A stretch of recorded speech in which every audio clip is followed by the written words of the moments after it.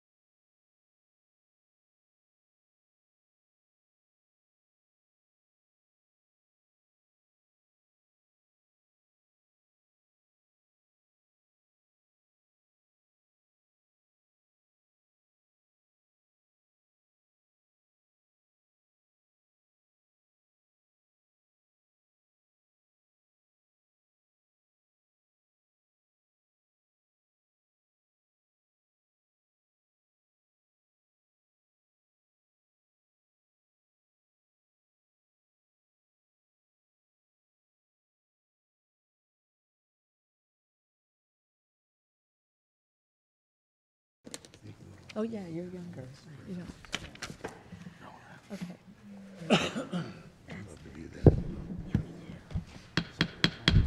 Let's go ahead and call the meeting to order, please. Regular meeting of Washington, Missouri City Council, Tuesday, January 18th, 2022, 7 p.m. Heitrich? Holtmeyer? Aye. Patke? Here. Pettit? Here. Reed? Here. Scornia? Here. Sullentrup? Wessels? Please rise for the Pledge of Allegiance.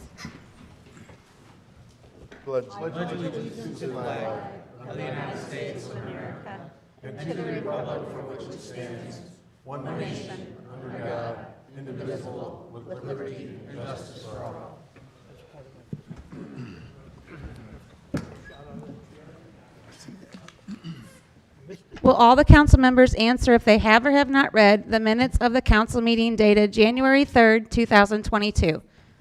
Holtmeyer? Aye. Patke? Yes. Pettit? Yes. Reed? Yes. Scornia? Sullentrup? Yes. Wessels? Having read the minutes, are there any comments or questions? Make a motion. Second. Okay, we have a motion by Sullentrup, seconded by Patke, to approve the minutes from our last meeting dated January 3, 2022. All those in favor signify by saying aye. Aye. Opposed? By your votes, you approve the minutes. Thank you. Approval and adjustment of agenda, including consent agenda. You have the collector's report summary, September 2021. Investment report summary, September 2021. Collector's report summary, October 2020 through September 2021. Are there any comments or questions regarding the items on the consent agenda? Make a motion. Second. Okay, we have a motion by the Holtmeyer, seconded by Pettit, to approve the items on the consent agenda. All those in favor signify by saying aye. Aye. Opposed? By your vote, you approve those items. Thank you. Priority items, mayor's presentations, appointments, and reappointments. Police Department reappointments. Hello, Council. So you have one reappointment for reserve, I believe, for Officer Pat Moran. I highly recommend that you reappoint him. He's a retired employee that stayed on as reserve. And you have another appointment for the Chief of Police, but that is a limited appointment, July 14th, because that's my retirement day. So that's my last day working with the city. So July 15th I've asked for. That will be a volunteer civilian position for that day. I won't be working for the city, there but you I'm go. volunteering that. You're going to volunteer that day. All right. All right. Very good. So Renee Patrick Moran as a reserve officer for a one-year term, and then you as police chief until July 15th. So anyway, very good. So we have two reappointments.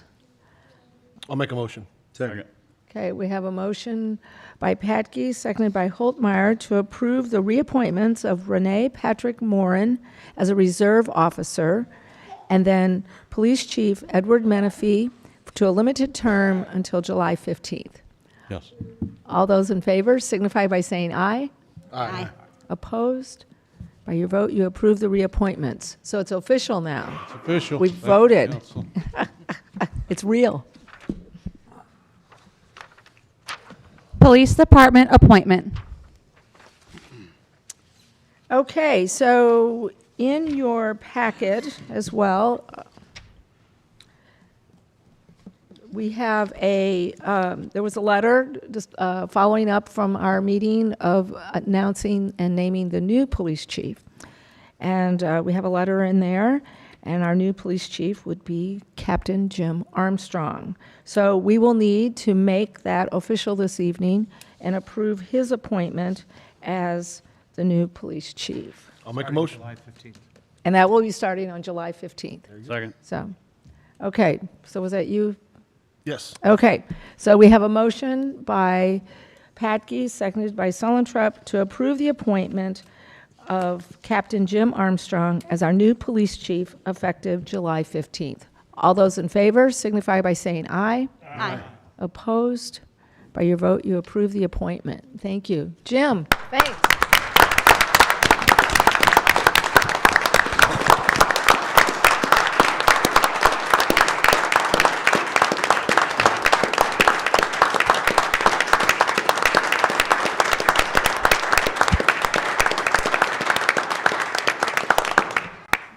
Thank you for that applause. Did not expect that, but it's welcomed.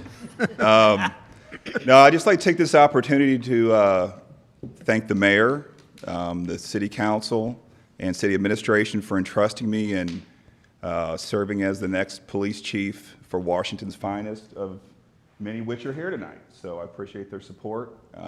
We have a fine group of officers.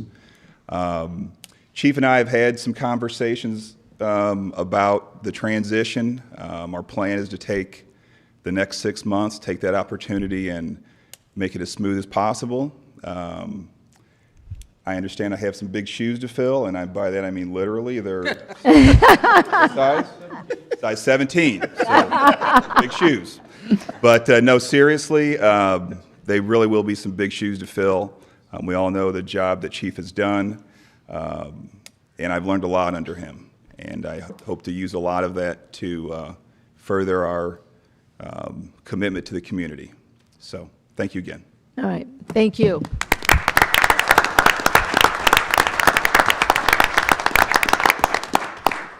And thank you all for serving on the committee to make the decision and move forward with this. So I think we've got a good time that the two of you can work together, and I think this is a good time for our police officers. I can help that young puppy along a little bit. All right. Citizens' comments? Is there anyone here who would like to address the council on any item that is not on the agenda? Okay. Report of department heads, bulk waste pickup update. John? Yes, good evening, council. Within your packet, there was a cover letter, or just an update, basically, regarding the bulk trash collection. And about a year ago, I gave some concepts. I think Waste Connections was actually available to kind of go through a couple of those things.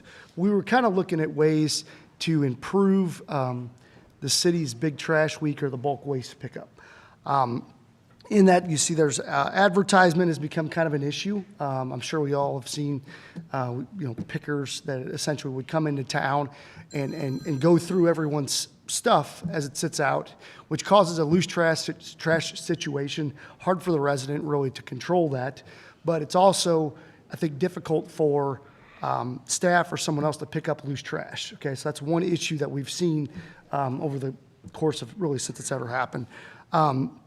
Regional service was another issue that we'd seen. Since there's an unlimited amount of bulky items, we would see multiple tables, furnitures. I mean, there was one resident where there was 8 mattresses in a basically a 2 or 3 bedroom home. I'm not saying that could not happen, but I think that the odds are pretty good that those things come into the city rather than get generated in the city. So that's just one thing that we noticed.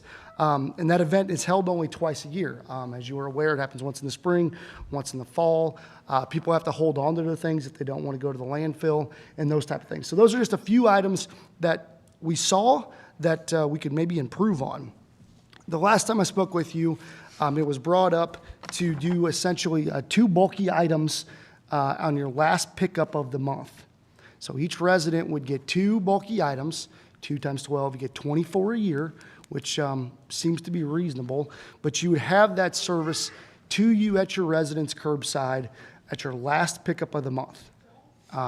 So that we talked about that. There were some questions brought up of how we would handle apartments. There were some questions brought up of A and B units, upstairs, downstairs, those type of things. We worked pretty diligently on trying to identify where those addresses are, because if you can imagine, a home may look like a single family, but it may be an A and a B unit. Well, technically, they get 4 items at that singular house. So we've identified where those are at. Waste Connections has put that in their computer system. I'm not saying there won't be any issues as we work through that, but we think we've got a pretty good handle on where those are at in town. So to address the apartment complexes, we've gone to a concept of, if you have a dumpster service, so the apartment complexes typically have dumpster, your collection would stay the same. You would get picked up the 3rd week in April and the 3rd week in October, just like you do now, if you have dumpster service. If you are curbside pickup with cans, we're proposing you go to this 2 bulky items a month situation. And that's essentially how we've resolved the situation with the apartments that I did not have a solution for you approximately a year ago. There is no ordinance, there is no anything to act on tonight. I just wanted to bring it to your attention that I do believe we found a solution to that issue of the apartments and those other things. I hope to get some comments, some opinions back to see if we want to pursue this. No one's saying that no one's saying we have to pursue this. We could continue as is. It's just we are looking at ways to expand the service and try to make it more user-friendly for everyone involved. If you Start to go this route, how soon you want to do that? be done. Conceivably, I have an ordinance drafted. Conceivably, we would have it at the first meeting in February, and it would start at the end of February. We could delay it. We could do one more bulk. It seems to me like it's a reasonable time to do it, just because we just went through somewhat of a cleanup. But again, I don't really have too much of an opinion. We can go through one more. We could start out with this, and then if it's something comes about, we can correct it as we go, correct? I think we could definitely do that for sure. I can get a confirmation. I think it's a very good layout plan to start with. I would agree to do it. And it'd just be part of our regular contract, there'd be no additional fees? No from additional Waste fees. Management or Nope, Waste Connections. Waste Connections, I beg your pardon? But no additional fees. It would be part of your regular collection. You would get 2 bulky items. And again, those are already defined as any item measuring in excess of 48 inches or length of 60 pounds in weight, including but not limited to chairs, couches, mattresses, box springs, tables, shelves, toys, bikes, outdoor garden equipment, and any other similar household items. So your bigger bulky items. It would not include the construction and demolition waste, just to make sure that's perfect. Correct. And we never have. We never have considered construction demolition debris.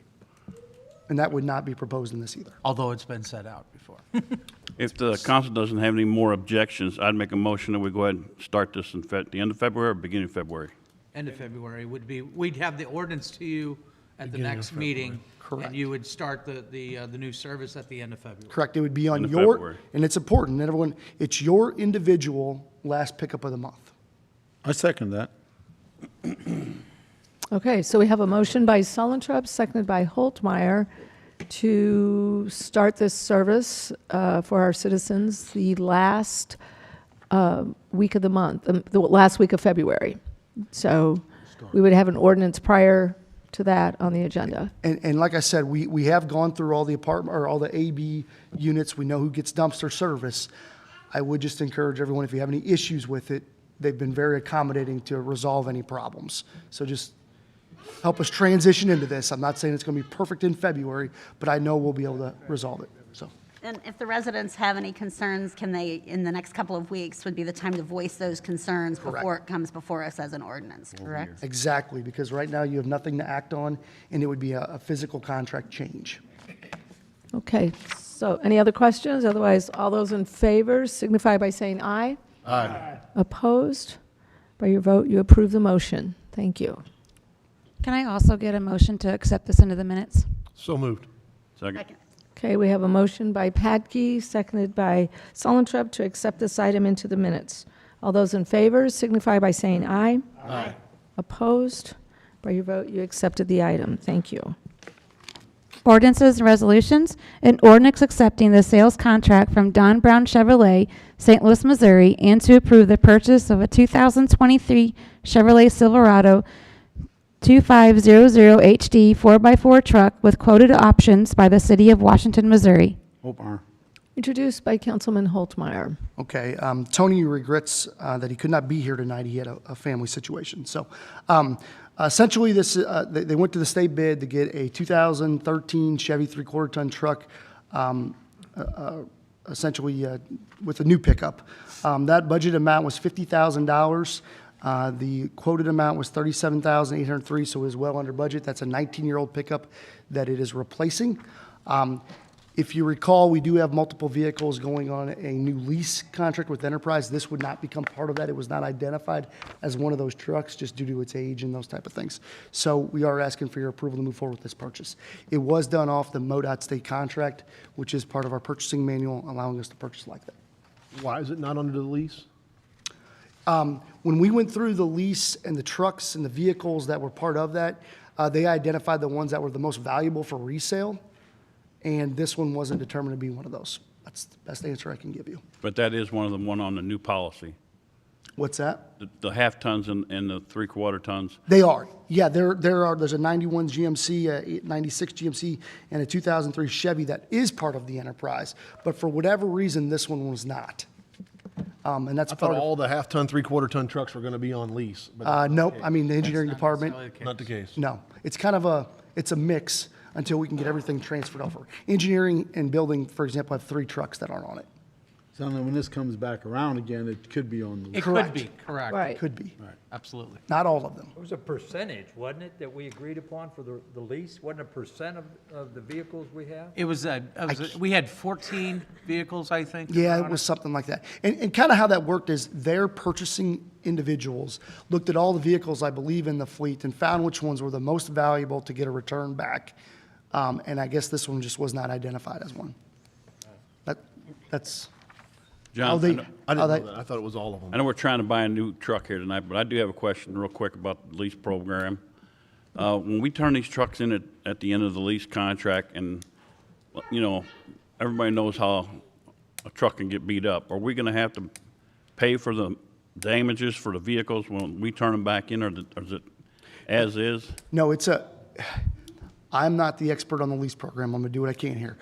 You get, basically, you get the value that is remaining on the truck. So if you, for example, you put a big dent in the side of the truck, that reduces its value. So you lose that in your cash return back when they go to sell the truck. So you do lose value in that potentially. But based on you our don't history, owe based on money. our accident history, that's the reason why we felt it was worth to go into the program. And how long's the leases? 5 years? That varies. It will vary. I think the way they said the market was set up now, I thought it was a 2-year trade. No, I thought it was pretty quick. Yeah. It's a pretty big flip. Because you want to turn it over faster because it keeps its value at that point. Right. That's the whole purpose. So as you all are aware, I mean, the city and any public entity could purchase vehicles off the state bid at a much more cost-effective way than what the general public can. We basically get them at cost or less. So the concept there is that if you could purchase a vehicle hypothetically for $30,000 on ours, but me as the individual could purchase it for $50,000, you drive it for 2 years, then you go and you sell it for $40,000, the city actually made $10,000.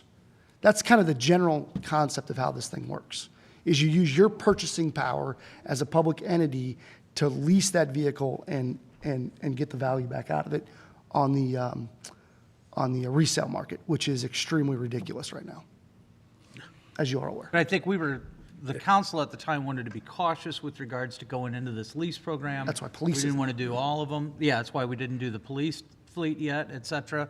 And so we set a certain number of 14 that I think that was what everybody agreed upon, and that's how we moved forward. Like John said, this truck could easily be, the next go-round could go ahead and be something that we would go ahead and lease. I mean, yeah, would it's have very more value. possible, depending on It the would have vehicle better market, value. that this truck gets flipped in the next 2 to 3 years as well. Just depends. And we have a consultant inside Enterprise trying to maximize that value. As long as they take care of them, should work out Is pretty this a good. mosquito sprayer truck? I cannot answer that. I'm It's sorry. not. We have an older one out there. That's what, we're trading in newer ones, and we still have older ones there. You know what I mean? The Yeah, sprayer truck, another older red one I know that are early 90s, and we're trading in an 03 here. yep, because correct. Well, I don't, there's equipment, there's upfitting on things that it may take a lot of money to upfit the equipment, but I don't know if I can answer that. I can get you an answer, for sure. Any other questions or comments? Okay. An ordinance accepting the sales contract from Don Brown Chevrolet, St. Louis, Missouri, and to approve the purchase of a 2023 Chevrolet Silverado 2500 HD 4x4 truck with quoted options by the city of Washington, Missouri. Scornia? Yes. Pettit? Yes. Reed? Yep. Patke? Yes. Holtmeyer? Aye. Solentrop? Yes. Wessels? By your vote, you approve the ordinance. Thank you. An ordinance accepting the bid from Newmeyer and to approve the purchase of a Scully ST-15 Elk Overfill Prevention Controller System and amend the 2021-2022 budget. Introduced by Councilman Scornia. Okay, within your packet, there was a cover letter that Kevin Hellman, airport manager, helped me put together. Essentially, the Scully system, it's an overflow system that Kevin's been working with MoDOT and the FAA on trying, I guess, delay the purchase of.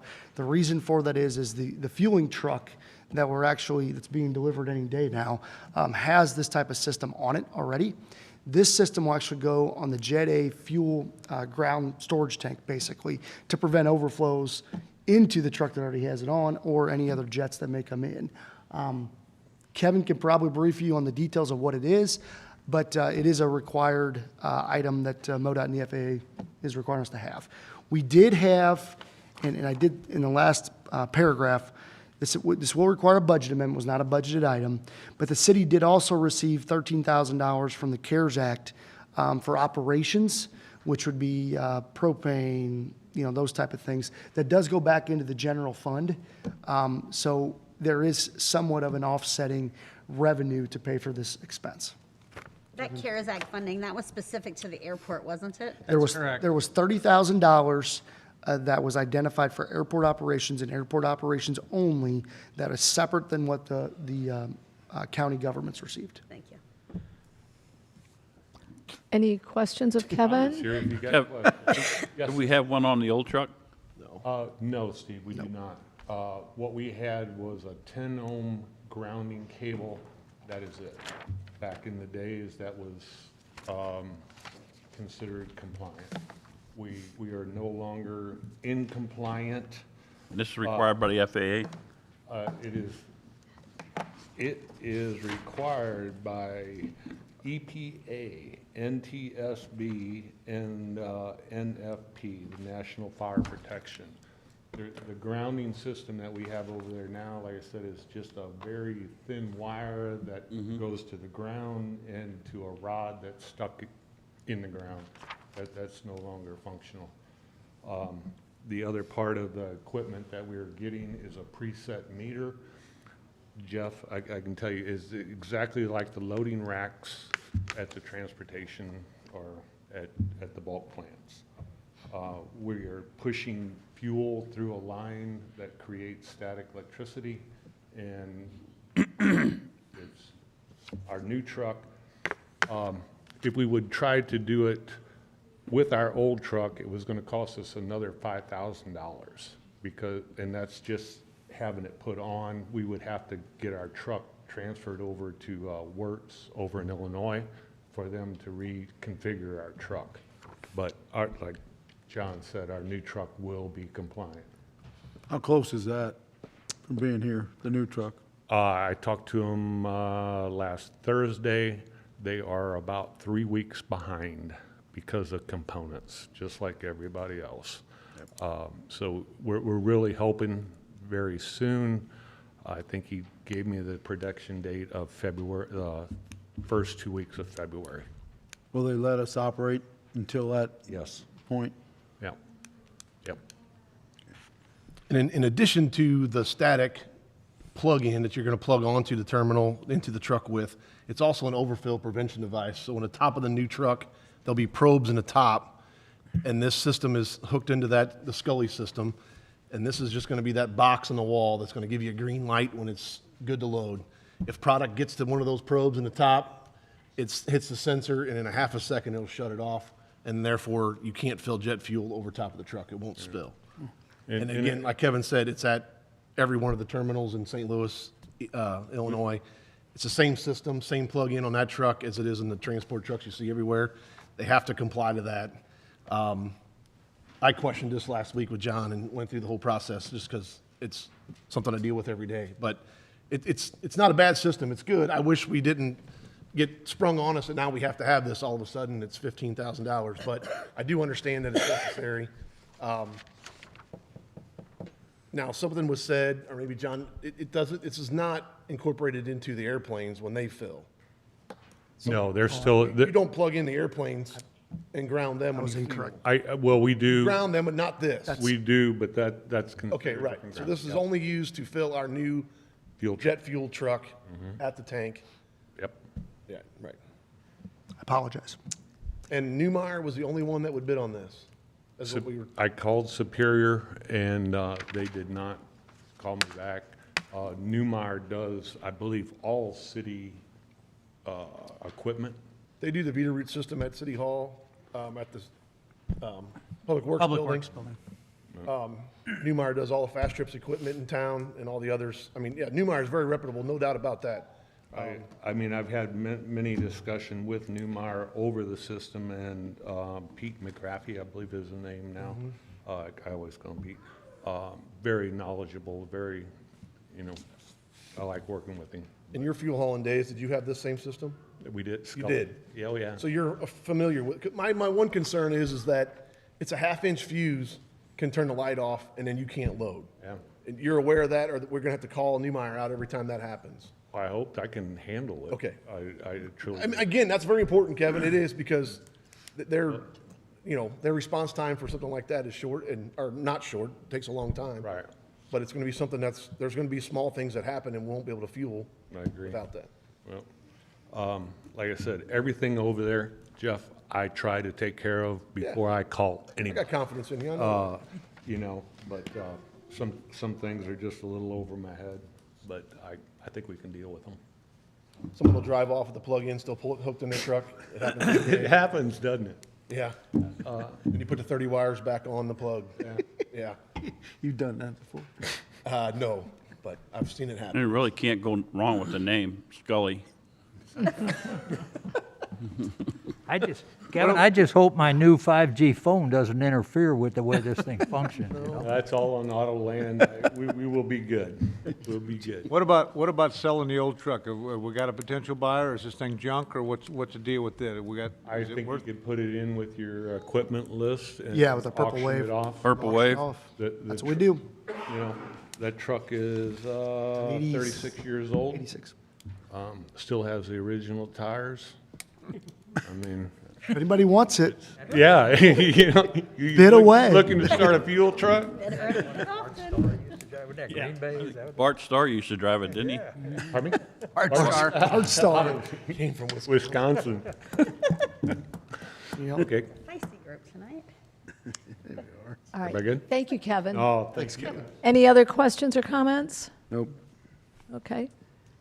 An ordinance accepting the bid from Newmeyer and to approve the purchase of a Scully ST-15 Elk Overfill Prevention Controller System and amend the 2021-2022 budget. Scornia?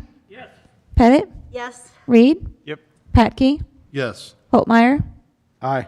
Solentrop? Yes. Wessels? By your vote, you approve the ordinance. Thank you. An ordinance authorizing and directing the city of Washington, Missouri to enter into a sales contract with Midwest Infrastructure Coatings for the Obic polyurethane liner system. Holtmeyer. Introduced by Councilman Holtmeyer. Good evening, council. This is the company that comes in behind in suture form when they slip line the sewer lines. And we actually line the manholes with a 3-layer polyurethane, polyfoam polyurethane process, which actually seals up all the manholes. This is our second year of doing this.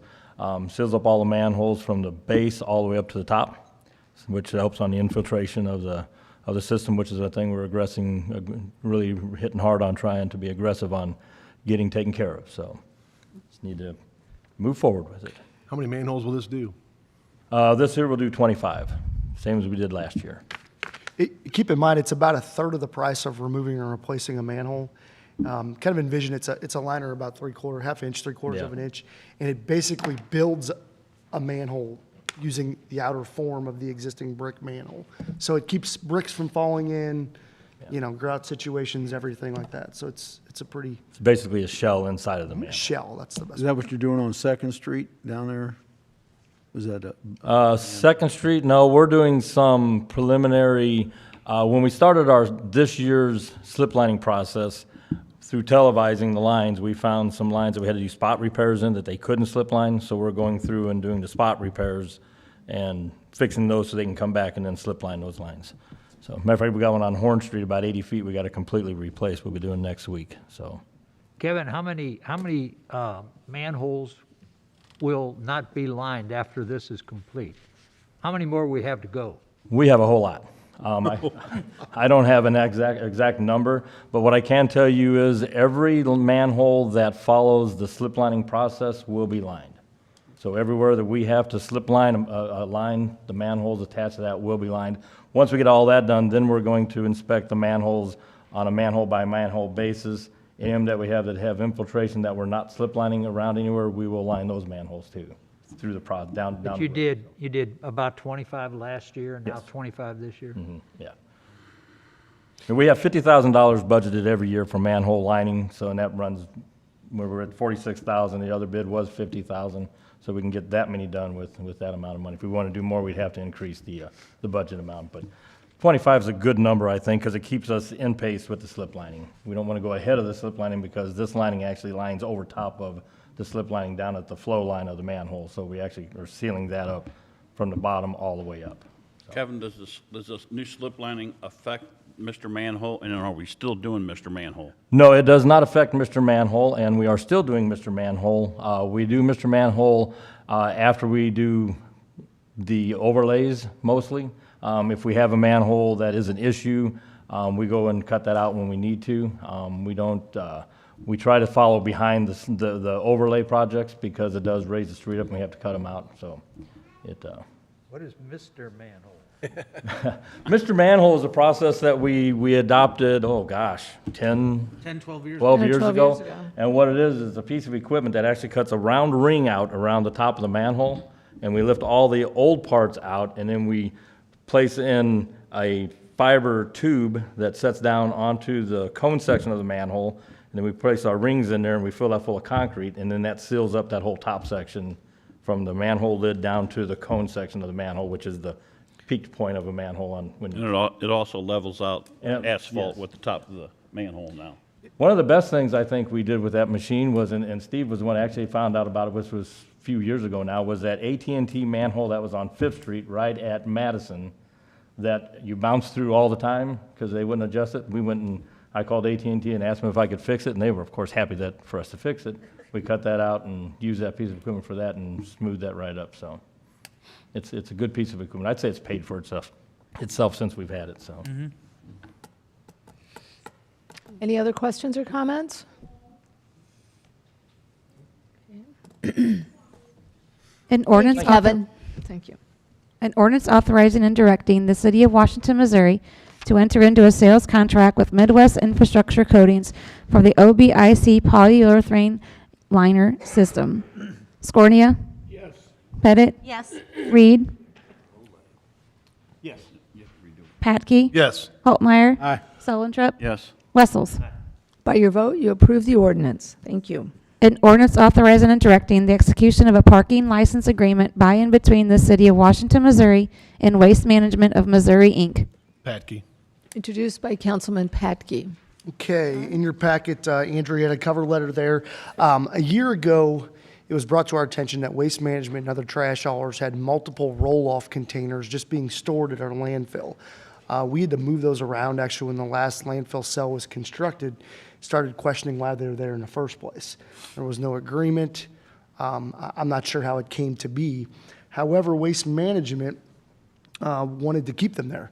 So we worked out an agreement with them, or a proposal basically, a year ago, to where they would have 20 spaces on the east side of the landfill, essentially just a flat area for them to store them there. $35 a space, that's $700 a month in revenue that the landfill will get. That is expandable up to an additional 20, so 40 max. They have not done that. But this is a one-year agreement. It is no different than the one that you approved last year, but it does bring $700 in revenue to the solid waste fund for just allowing them to place their containers there. They do utilize our facility as well.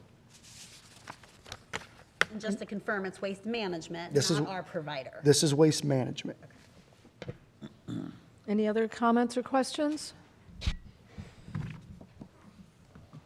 An ordinance authorizing and directing the execution of a parking license agreement by and between the City of Washington, Missouri and Waste Management of Missouri, Inc. Scornia? Yes. Pettit? Reed? Yep. Patke? Yes. Holtmeyer? Aye. Sullentrup? Wessels? By your vote, you approve the ordinance. Thank you. An ordinance amending the 2021-2022 budget of the City of Washington, Missouri. Holtmeyer. Introduced by Councilman Holtmeyer. So as the council is aware, with the city receiving ARPA funds, we're able to go ahead and look at areas that we need to expand our utilities, primarily water and sewer. We are looking at some areas that we could go ahead and do treatment for the sewer. The contract itself is something that we could approve in-house, would not have to bring an ordinance to you. However, anytime we use the ARPA funds for accounting purposes, we bring the ordinance to you to go ahead and get that approved and ask for release of those funds. So this is for preliminary design specifically for the South Point Sewer. It's an area that we're looking at that's further east of our city limits, primarily down Highway 100 corridor. And so that's what we're asking for you tonight, is for the budget amendment to use those dollars. $10,000. Any comments or questions?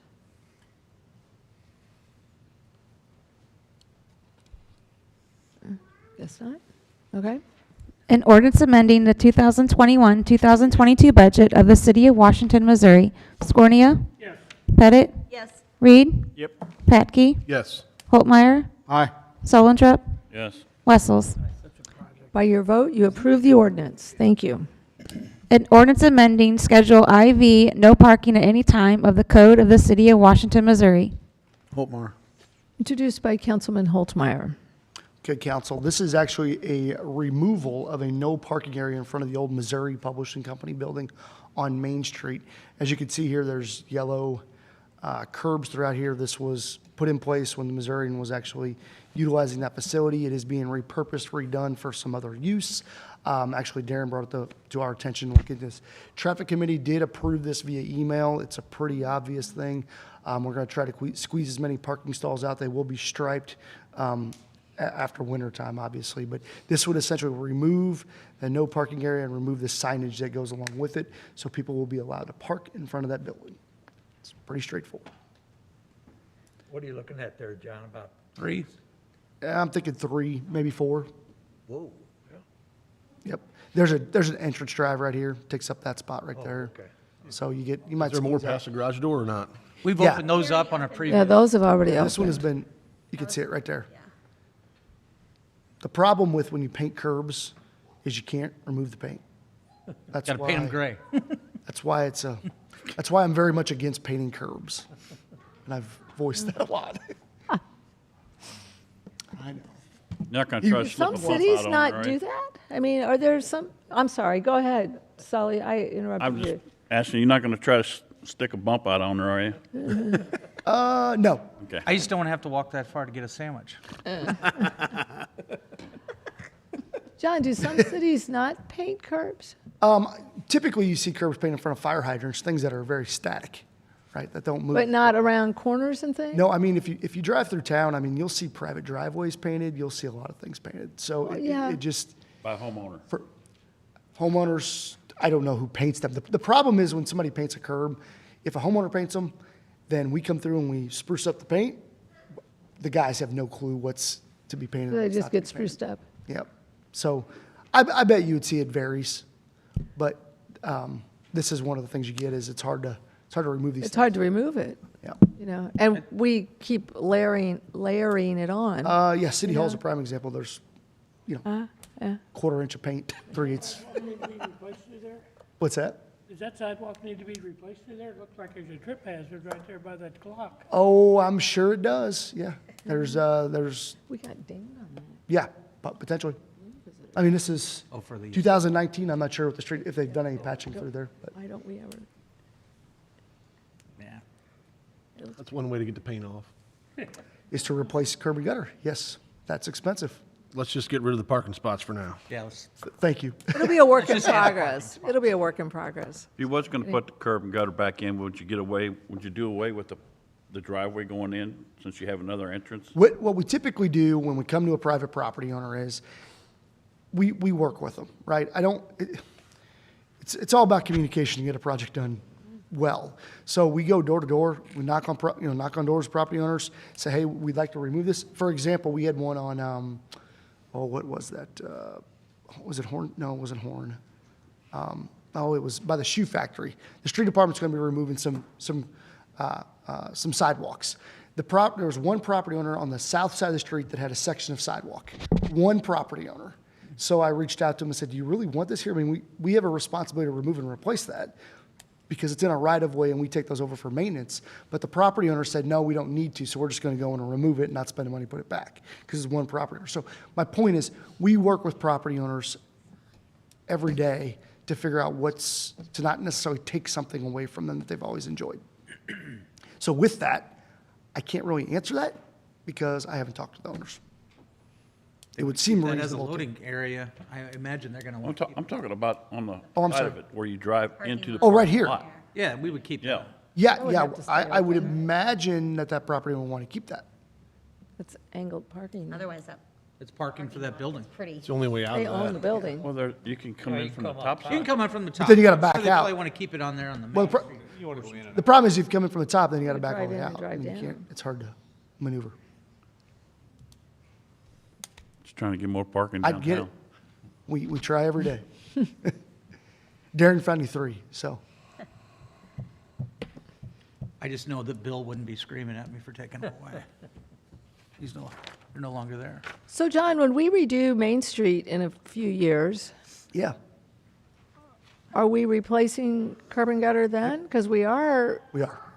So this would be taken care of. that would be taken care of then, and that's all part of a grant project, right? Main Street is not. That would be with our Well- own dollars, but yes. Yeah. That would be the time to remove it and That would be not the paint them time to back, do that and not put it back Correct. then. which is what we do. I mean, we get questioned. I mean, I had one last year. Basically, it was Johnson Street, just outside of downtown.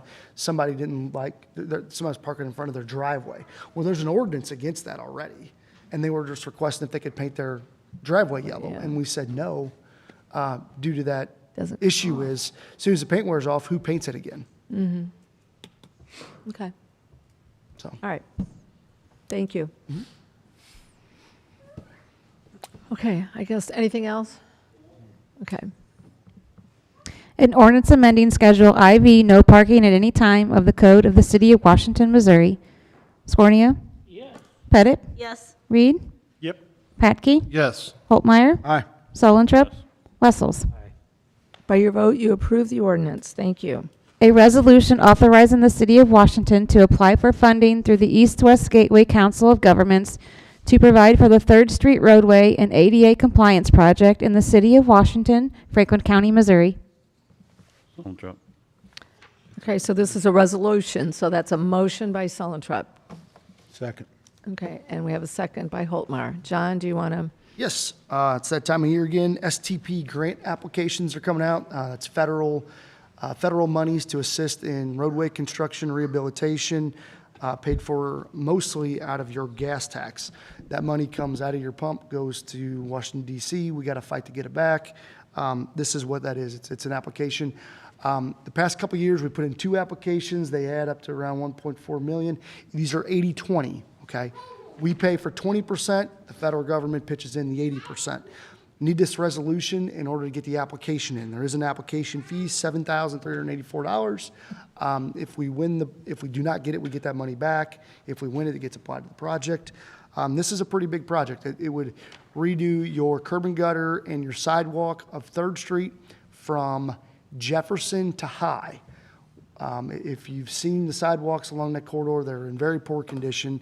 It does incorporate a downtown area. There's a school, Borgia Grade School. It would also connect 2 STP projects that are already programmed, and one to be under construction very soon, 3rd Street from Jefferson to 47, and then High Street from 5th to Front is programmed the year before. So you start to kind of put this piece this together. puzzle together, and then while us doing our side streets locally, these streets really start to get the rehabilitation that they probably need. So, again, 80-20, we're just asking for you to approve this resolution so I get the application in. No guarantee we get it, but I do feel like with our ADA focus and replacing sidewalks, that this is a very good project that East-West Gateway would approve. All the sections on 3rd Street can be ADA compliant, even with the grades? That's always the goal. Always the goal. ADA, kind of the general kind of concept is to remove barriers, right? That's just the general thing. So you have the ability to take exceptions on ramps and side slopes and things, but you have to have really good reasoning to do so. So when I allow an exception, I document that in our GIS system that Charles and our engineering department handles. That way we can always go back if there's an issue and say, yes, Public Works Director approved the exception, here's why, life goes on. But the goal is always to try to make everything ADA. We have to. I mean, if you don't want federal dollars, if you want federal dollars, you need to comply with those things. Otherwise, you're doing it alone.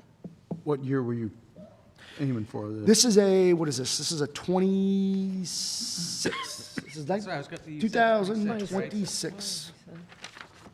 2026.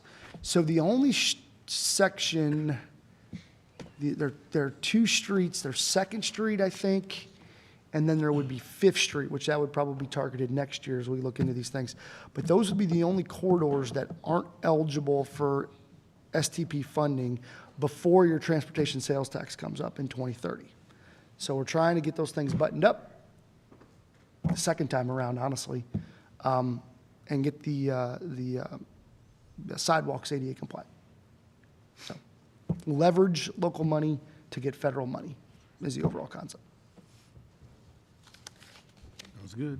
Any other questions, comments? So we have a motion by Solentrup, seconded by Holtmeyer, to approve the resolution. All those in favor signify by saying aye. Aye. Opposed? By your vote, you've approved the resolution. Thank you. Commission, committee, and board reports. Preliminary plat approval, The Meadows at Coke Farms.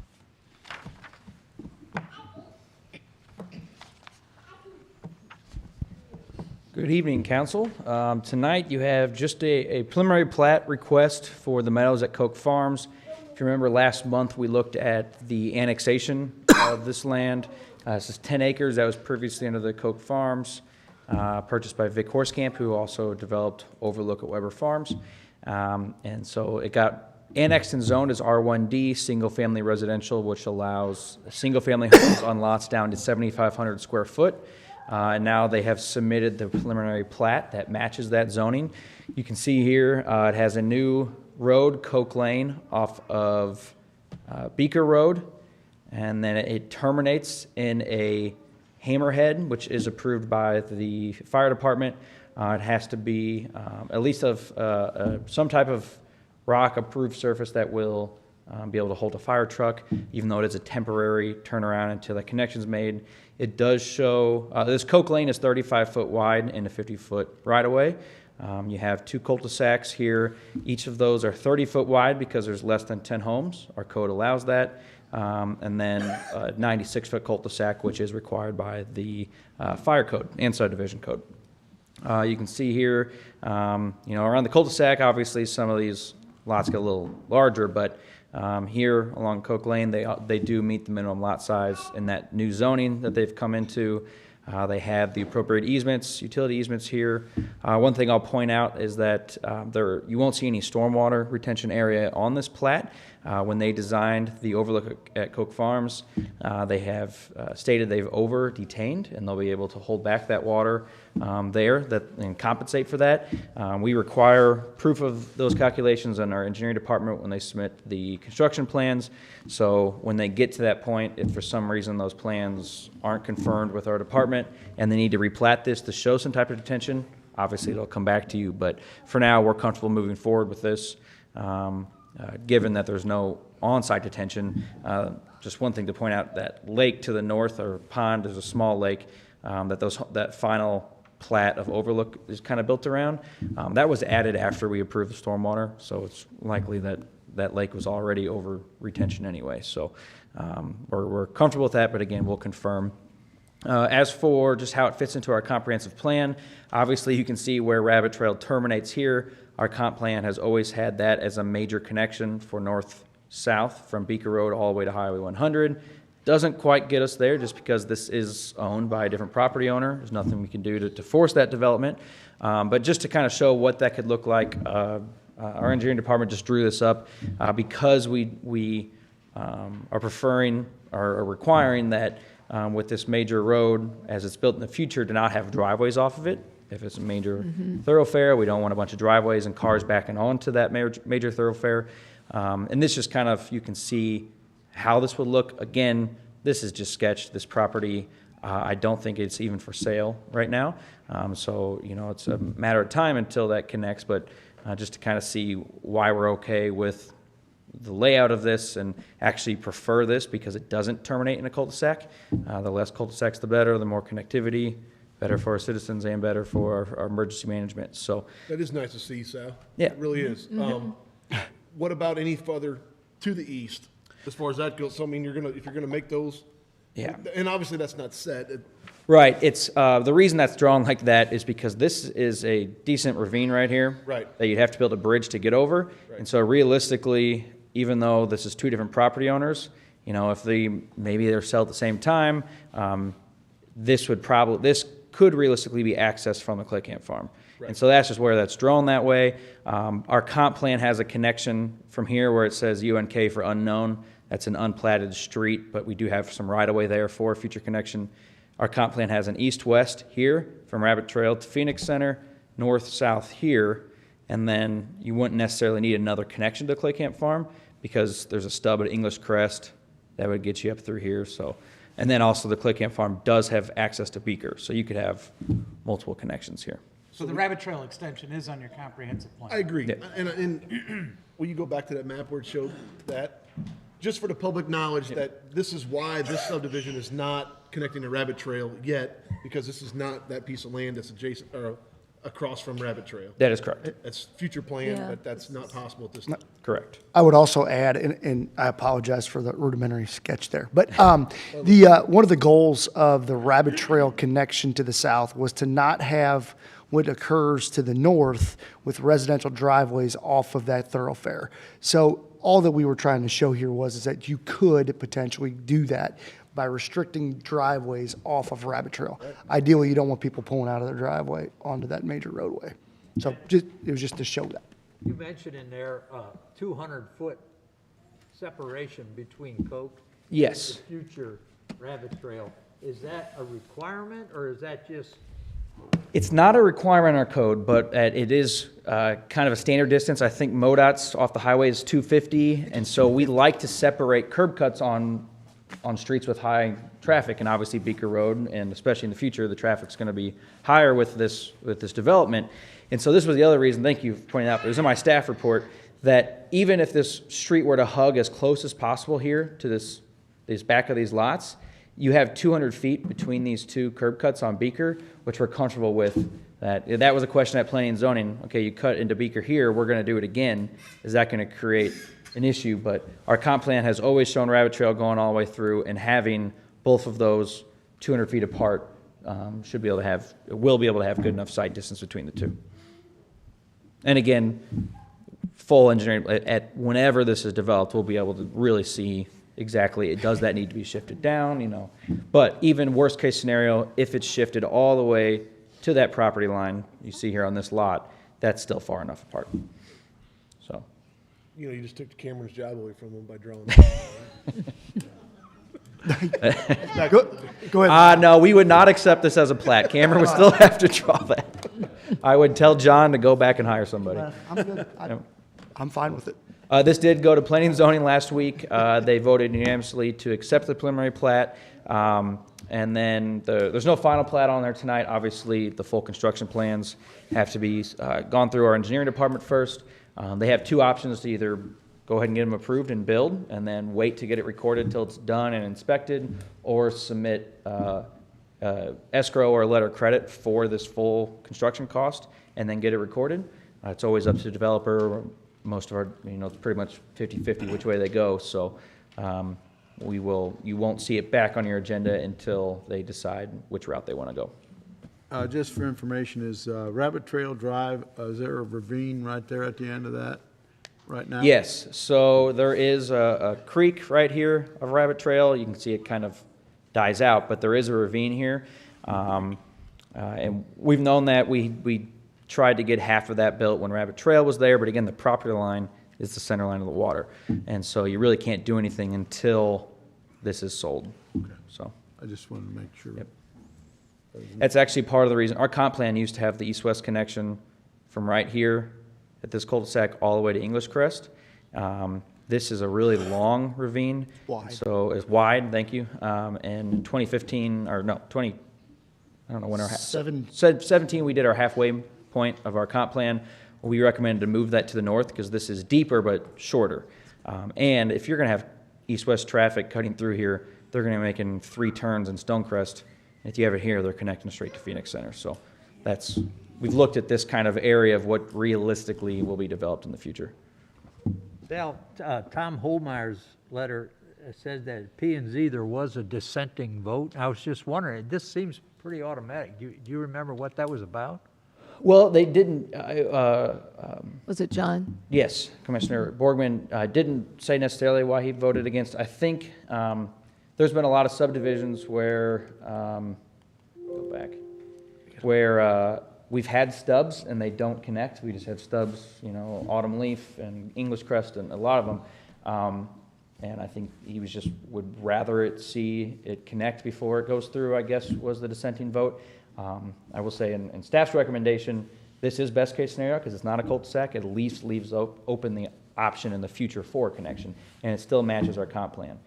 So I think this is the best way, planning-wise, and to be able to facilitate the growth. I mean, if we were to cut that back, and only give half the subdivision because of whatever reason, then obviously it just cuts down the number of homes that can be built.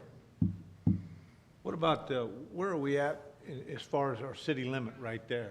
Well, since this was the only thing annexed in blue, this dark line is what was Okay, parallel, and now we cut in, so. Gotcha.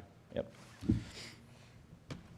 John, do you know how long it is from the end of Rabbit Trail to Beaker?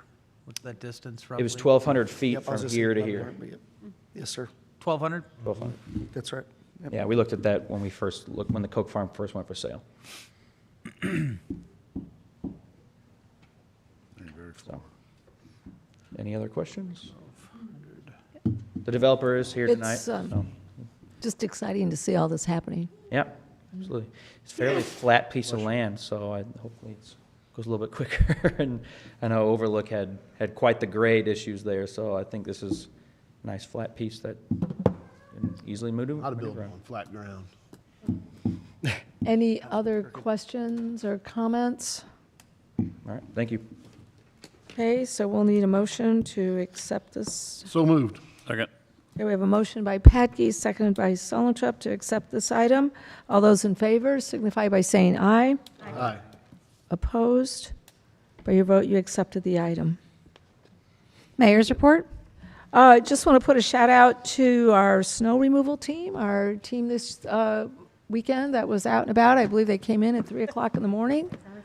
And the streets of Washington were in good shape. So anyway, so thanks to them. Tony and Kevin's crew works with that as well. And Parks. I mean, it's a big team effort and seems to be very organized these days and with timing and things like that. So they put a lot of effort into getting all that cleaned up. So thank you very much. Appreciate it. That's all I have. City Administrator's report? No report, but I do have some items to discuss in executive session, so. Council comments? Yeah, I'd like to bring something up. Last week, I've been doing some work over in Union, and occasionally I'd go back down South Point Road or I'd take Pottery Road, but I've been taking Pottery Road quite a bit, and I've been looking at a lot of the work that the school special road district's been doing out there. So I took it upon myself to went to City Hall over in Union and talk to Tim Brinker about, when was the last time that the special road district gave the city of Washington any money? So Debbie A. Holt, is that her name, Debbie A. Holt? Debbie. Yeah. She started looking it up, and City of Washington hasn't got any money from the special road district since 2015. And I'm not pointing fingers at anybody, but do you guys know we got over $1 million in a bank account over there? We do. We do know that. Briefed you on that. And what are we doing with it? We've got a development agreement that we're looking at to make some of those connections that we were just talking about in those areas. And so Because you that's- can only use it on road and, It's correct. It's correct. There is a plan. okay. Well, we weren't aware of it. I didn't. Councilman Stonetrup told me about it this weekend in discussion, and I didn't believe him, so I called Debbie today myself and asked, and I kind of got an explanation from her too, that, you know, it's basically something we have to send in for reimbursement to get back. That's exactly right. We can reimburse, I mean, we could request, we budget approximately $680,000 a year of our local dollars to do street rehab, whatever it may be, paving, curb and gutter, sidewalks, whatever.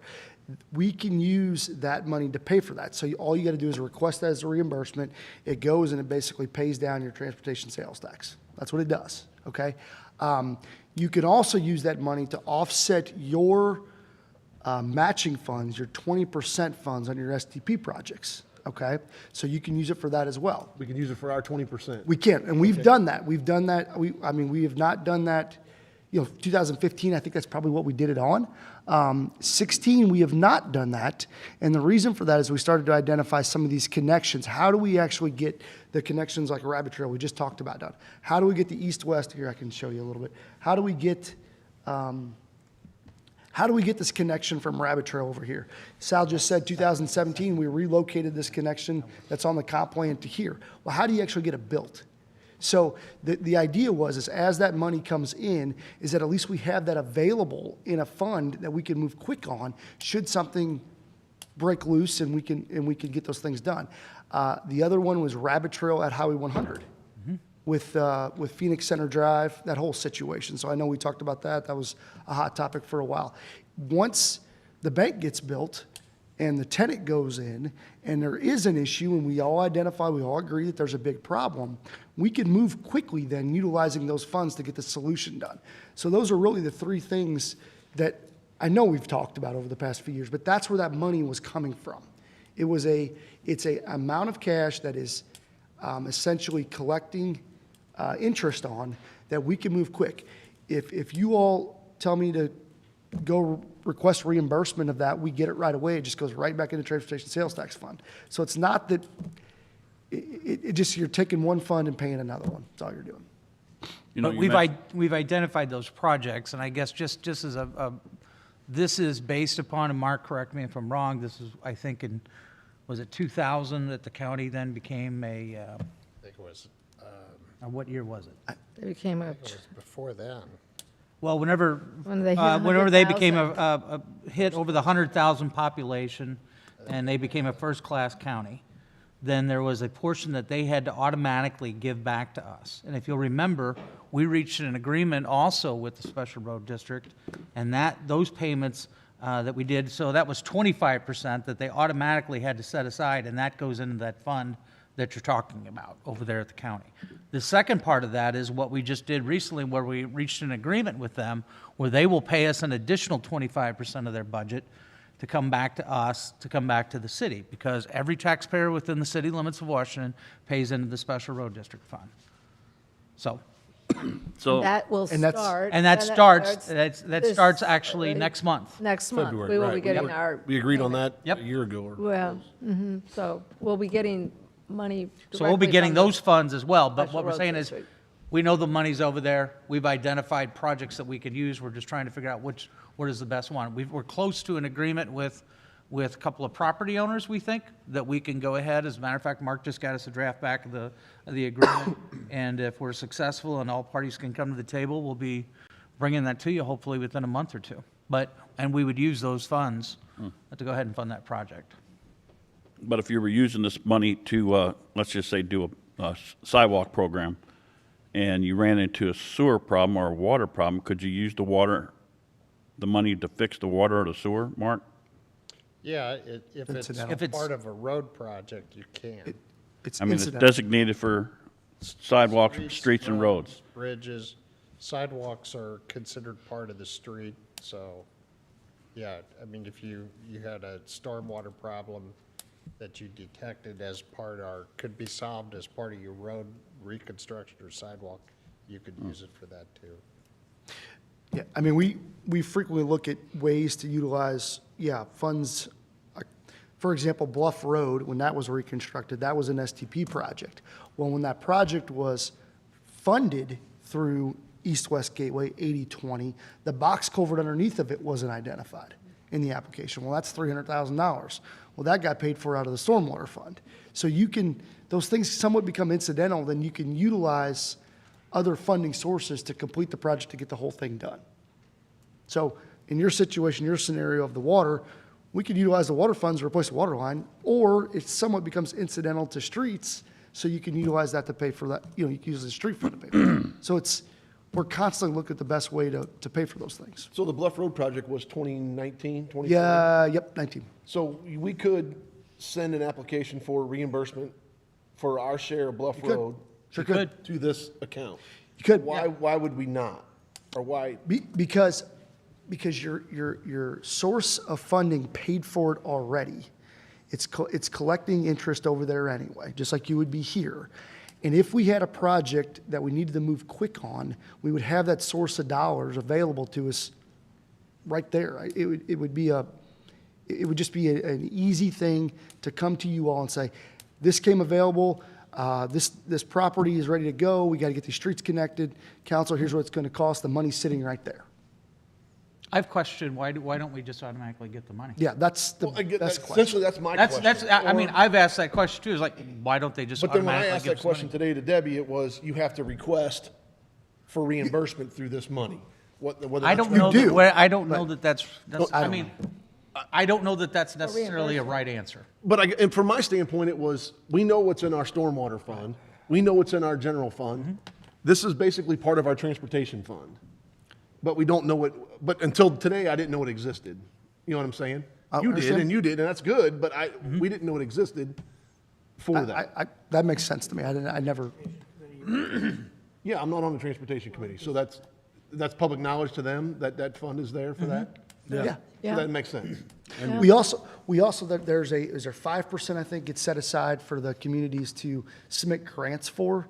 So we could submit a grant to Franklin County to pay, there's approximately $300,000 a year that's available. Yeah. So that's some of those, I think it comes out in like April, but we'll submit $50,000-$60,000 to use that to offset some of our 80/20 money too. Well, it's funny you say, because you know who regulates that?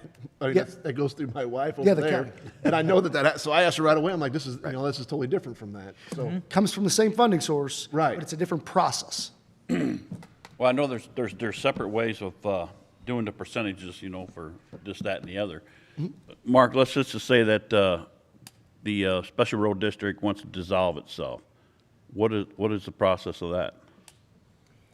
That's a good question. I looked at that once upon a time. I think, well, I know the county commission has to be involved in that. I don't recall whether it requires voter approval or not. It may. I seem to remember it required voter approval. Yeah, it's been a while since I looked at that, and I think you might be right. I think it does require voter approval, and we looked at that once upon a time. If you wanted to submit it to the voters, 95%, 98% of the voters would be residents of the city who would be voting. That's correct. Would we be getting 100% of the money then? No, you'd still get 25%. So here's the deal. So when you reach the agreement with the special road district, you got an additional 25%. The other 25% that Mark's talking about, say they dissolved, that 25% would still be sitting over there in that account with the county, but you'd have to work out a separate agreement with Franklin County to get the additional 25% that we just worked out with special road district. Just letting you know that. Because that would go back to the county. Unless it would get. Yes, it would go annexed back to the That would county. Go back to Unless the we would county. annex that in and it would come into the city and not into the county. Well, that's just like any other annexation. Yeah. Just for. But I'm saying that If you annex the right-of-way, if we annex the special road district, what the special road district does now, if we annex into the city of Washington, you would get that money and it would not go to the county. But realistically, the county would have to take over some. It was dissolved.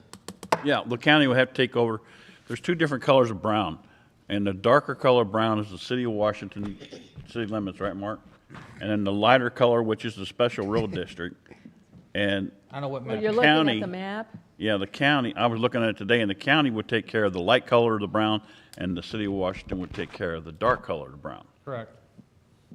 That's how that would work. But the funding would have to be subsequent to that.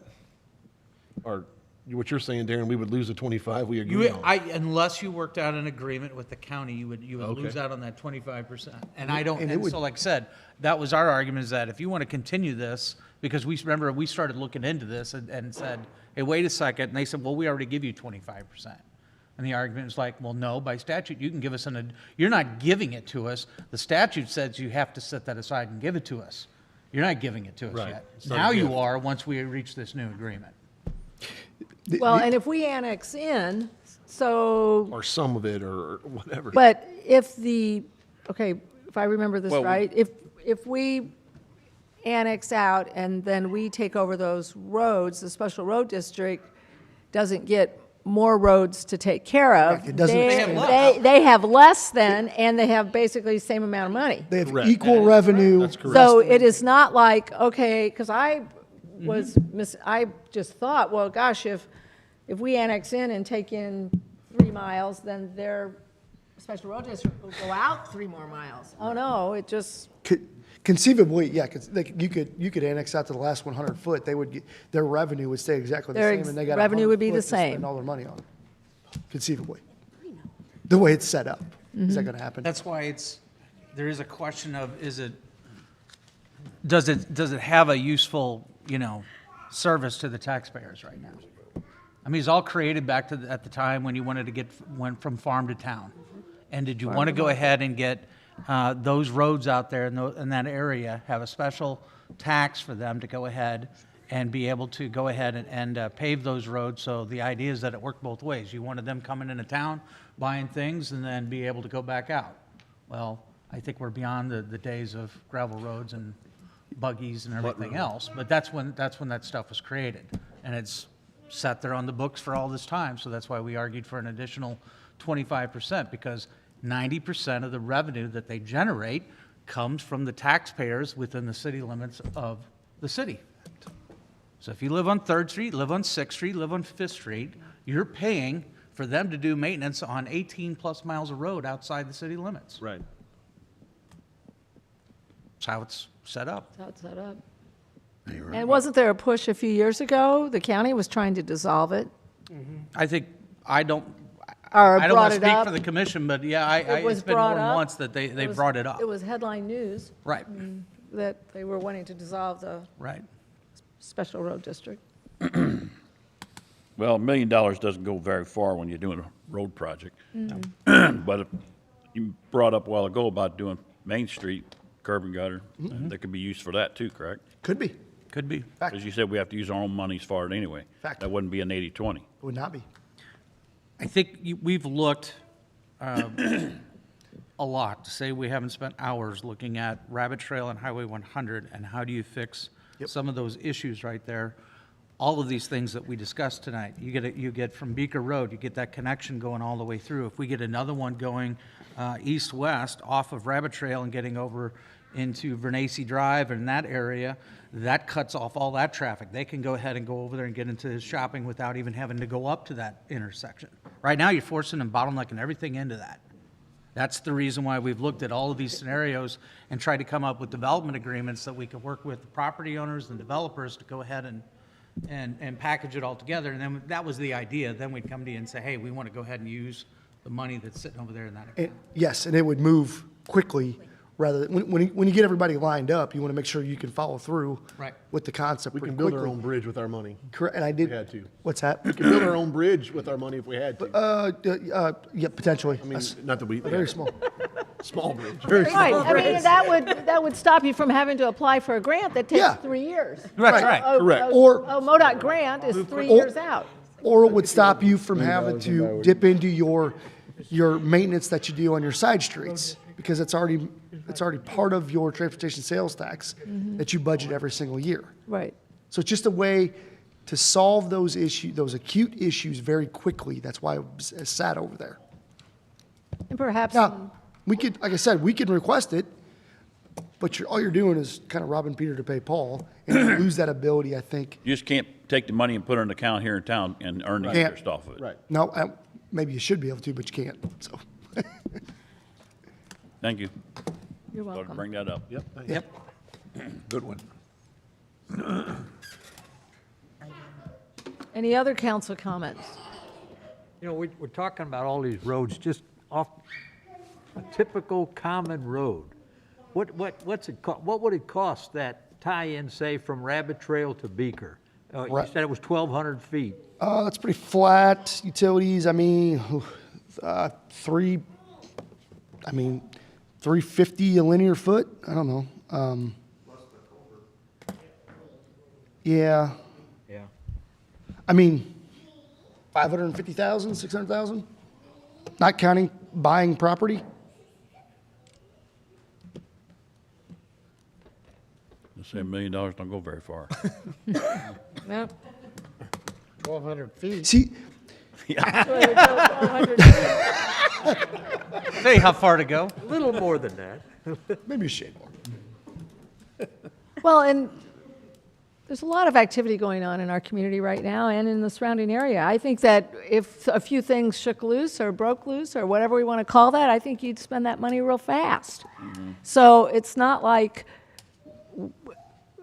I mean, that money could be put to use very quickly. It just To seems give you that- just another example of something, you've got the bridge down there at Old Highway 100, down there by the old Seco plant. MoDOT has said, okay, yeah, that's our bridge. We're not going to replace it, though, until, we don't even have it on the radar until 2026. 7. 26. And so if you wanted to get into an agreement with them, pull that money out, you could go ahead and work with the county possibly. There's been some discussion about that. As a matter of fact, though, we just got an estimate today to replace that thing and got sticker shock from how much that would cost, or at least I did. I don't know if John fell out of his chair, but I did when I read it. But I mean, it's the cost to go ahead and replace that bridge down there is quite a bit. And you could fund that money in advance, work on an agreement with MoDOT, and then they could go ahead and pay you back in 2026 if you wanted to do something similar, and advance that up. Because you got two ways out there to that school. You got Highway 100 and you got Old 100. And I'm just going to tell you, we've been raising this up with the county for over 10 years about, hey, that's your bridge, when are you going to fix it? And they never really looked into it until they asked Mark to go ahead and do the title work on it and found out that, okay, MoDOT never really turned it over, the county commission never accepted that as their bridge. And so, but we had asked, and they had been receiving the reports from MoDOT on the, what do you call those reports? Sufficiency rating? Yeah, it's just the rating, the bridge rating, basically. You get that the every 2 rating years. that gives you, if it's less than 50, then it qualifies for federal funding or whatever. They've been receiving those reports all this time. So, Another opportunity for $1 million. And Yeah, it won't go yeah, very far. You need 3 of those things. What's we'll that? work on that. Yeah, right. Needs- Yeah, I mean, that's another, There's all kinds of places. 3 million. Wow. Okay, comments are over. Okay. We'll sit around and talk about transportation. City Attorney's Report, public vote on whether or not to hold a closed meeting to discuss personnel, legal, and real estate matters pursuant to Section 610.021 RSMO 2000. Scornia? Scornia? Yes. Pettit? Yes. Reed? Yeah. Patke? Yes. Holtmeyer? Aye. Solentrop? Wessels?